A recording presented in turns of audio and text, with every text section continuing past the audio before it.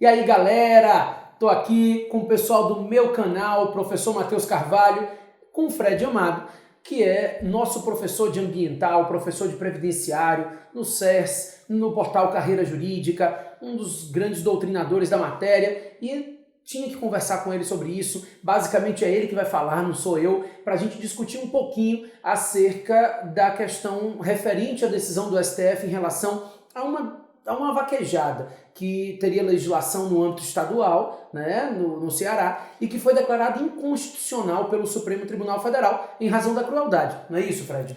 Isso, tudo bem, pessoal do canal Frederico Amado? Já recomendando aqui que sigam o canal do professor Matheus Carvalho, um tema extremamente polêmico. Eu estava até voltando de Aracaju esse fim de semana e tinha uma manifestação aqui na BR, né, na linha verde, justamente com medo da estrada estar fechada, política, dia de domingo, eleição, mas era justamente para protestar contra a declaração do STF, que em votação apertada, 6-5, né, a ministra Carmen Lúcia teve que votar, declarou inconstitucional uma lei do estado do Ceará que permitia naquele estado da federação a prática da vaquejada.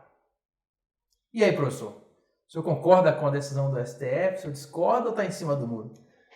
Eu não tenho subsídios para concordar ou discordar, mas a princípio eu acho que a questão é polêmica, né? Porque trata da crueldade com os animais e ao mesmo tempo trata do meio de subsistência de uma quantidade enorme de famílias, principalmente do Nordeste, que já é uma região do país afetada pela falta de dinheiro, pelos problemas todos que a gente sabe.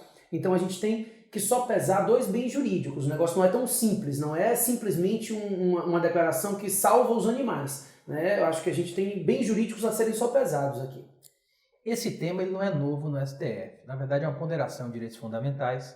Isso já tinha acontecido no passado em relação à farra do boi, em relação à briga de galo. A briga de galo, por exemplo, teve uma lei do estado do Rio Grande do Norte que foi declarada inconstitucional pelo STF, que entende que a vedação constitucional de crueldade contra os animais, esculpida no artigo 225 da Constituição, tem aplicação imediata. Então, digamos que esse é o terceiro caso julgado pelo Supremo Tribunal Federal. E algumas questões merecem ponderação. Primeiro, a Lei 10.519 de 2002 regulamenta, uma lei federal, regulamenta o rodeio, que não é idêntico à vaquejada, não mas pode bater possui... aqui não, senão o Greg vai reclamar com você. Tá? Ah, não pode bater aqui não? É porque faz barulho, treme. Desculpe, Greg. Então, a gente está fazendo uma campanha para Greg aparecer nos canais. Não faço não, porque ninguém vai assistir. É Halloween hoje, né? Halloween. O Greg podia aparecer, seria né? O ideal. Bof Greg, você quer aparecer aqui, Bof Greg? Não, ele não vai aparecer. O rodeio, ele já vem regulamentado. O rodeio é uma prática mais do sudeste do Brasil. A Lei 10.519 de 2002 está aqui na minha mão. E essa lei permite o rodeio desde que não haja uma prática com maior crueldade contra os animais. Me chama a atenção o seu artigo 4º. Os apetrechos técnicos utilizados nas montarias, bem como as características do arreamento, não poderão causar injúrias e ferimentos nos animais e devem obedecer às normas estabelecidas pela entidade representativa do rodeio. E pelo que me consta, não tem questionamento no STF da prática do rodeio. Mas a vaquejada mais típica aqui da região Nordeste, no estado do Ceará, teve a lei declarada inválida pelo STF. E o fundamento do STF não foi que o estado do Ceará não pode tratar a respeito do tema. Foi, por 6-5, conforme já falei anteriormente, de que a vaquejada, com base em laudos produzidos em vaquejada lá no estado do Ceará, trazia arrancamento de rabo, fraturas, etc. E que, nesse caso, na ponderação, de um lado a prática cultural, a geração de empregos, e do outro, a vedação constitucional de crueldade contra os animais, nessa ponderação, por apertada maioria, 6-5, a vaquejada seria inconstitucional.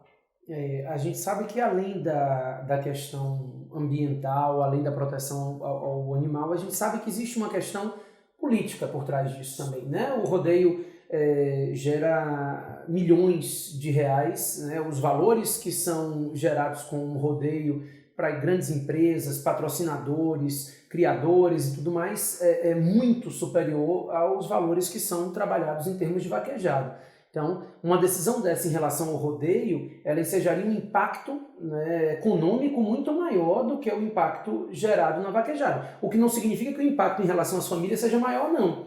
O impacto em relação às pessoas talvez seja mais ou menos o mesmo, ou talvez o da vaquejada gere impacto em pessoas mais pobres e que precisem até mais dessa possibilidade, desse meio de subsistência do que o rodeio. Mas eu acho que esse é um ponto também a ser sopesado, né? É a gente analisar até que ponto estão sendo feitos julgamentos com 2 pesos, 2 medidas. Porque é importante, sim, a proteção ao animal, mas é importante também que não sejam 2 pesos, 2 medidas diante de situações similares, ainda que não iguais, pelo menos não similares, né? Eu acho que, obviamente, eu entendo que no fim das contas, a análise do direito ambiental e a análise do Frederico, ela vai ficar muito mais na intenção de proteção, a ausência de crueldade, e eu não, obviamente, pelo amor de Deus, não me interpretem mal, não acho que tem que se tratar animal com crueldade, mas eu acho que essa ponderação de interesses não pode ser analisada de formas diversas em casos similares. Então isso,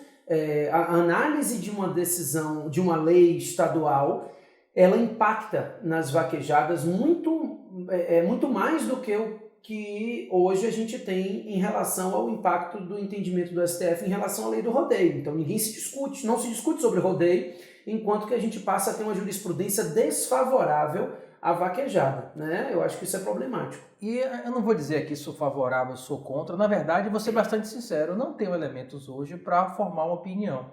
E o objetivo principal desse vídeo vai ser levantar questionamentos. Primeiro, se a vaquejada é inconstitucional, o rodeio é válido? Segundo, seria válida uma lei federal, a semelhança do que ocorre com a lei do rodeio, observadas essas mesmas cautelas, disciplinando a vaquejada?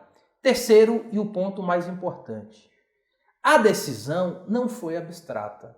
A decisão foi construída em cima de laudos produzidos em vaquejadas no estado do Ceará, à luz da lei estadual que foi declarada inconstitucional pelo STF.